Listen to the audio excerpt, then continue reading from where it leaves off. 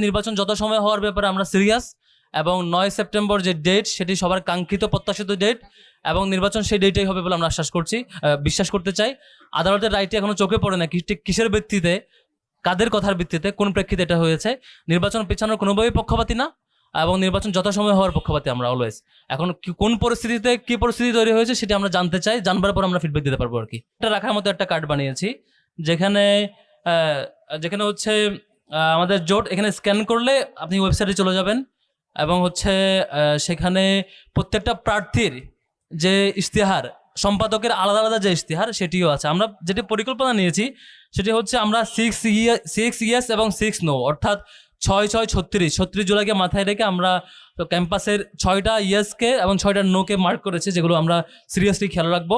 এবং 12 মাসে প্রতি মাসে 3টা করে কাজ রিফর্ম, যে ক্যাম্পাসকে আমরা রিফর্ম করবো প্রত্যেক মাসে 3টা করে, টোটাল 12 মাসে 36